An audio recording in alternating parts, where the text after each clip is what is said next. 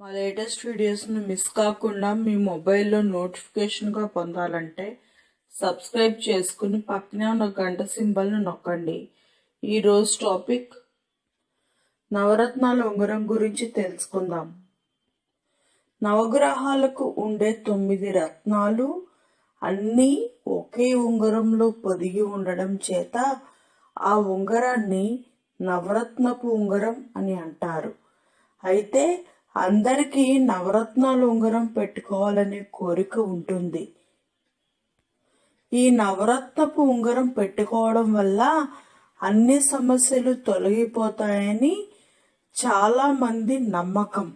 అయితే నవరత్నపు ఉంగరం గురించి ఇప్పుడు తెలుసుకుందాం.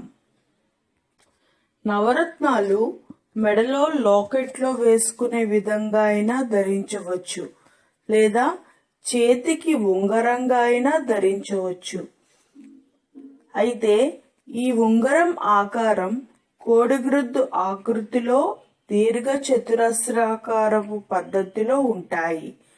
ఈ పద్ధతిలో చేసిన సూర్యగ్రహ రత్నం కెంపు తప్పనిసరిగా మధ్యలో మాత్రమే ఉండాలి. విశ్వానికి కేంద్ర బిందువు కావడం వలనే సూర్యుని రత్నం కెంపు మధ్యలో ఉంటుంది.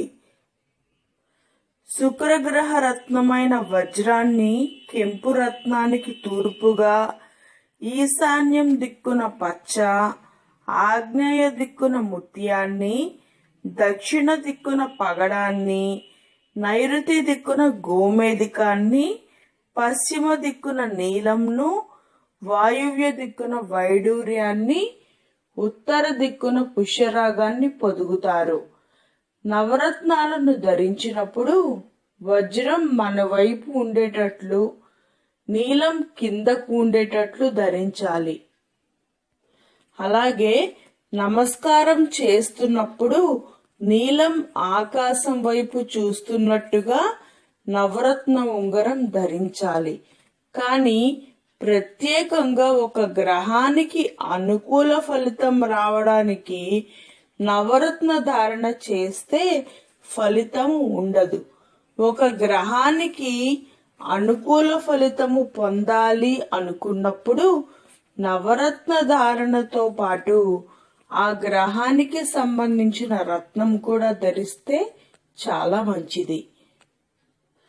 నవరత్న ఉంగరం ధరించేటప్పుడు దేవాలయంలో అభిషేకం చేయించి నవగ్రహ ప్రదక్షిణ చేసిన తరువాత ఈ శ్లోకం చెప్పాలి. ఆదిత్యాయ చ సోమాయ మంగళాయ బుధాయ చ గురు శుక్ర శనిభ్యశ్చ రాహువే కేతువే నమః అని నవగ్రహ మంత్రాన్ని పఠిస్తూ నవధాన్యాలు దానం చేస్తూ ఈ ఉంగరాన్ని ధరించాలి. ఇలా చేస్తే సకల ఐశ్వర్యాలు కలుగుతాయి. ఈ ప్రోడక్ట్ కావలసిన వారు డిస్క్రిప్షన్లో ఉన్న నంబర్లకు కాల్ చేయండి, లేదా స్క్రీన్ పై కనిపించే నంబరుకు వాట్సాప్ చేయండి. అందరికీ అందించే ప్రయత్నం చేస్తాం.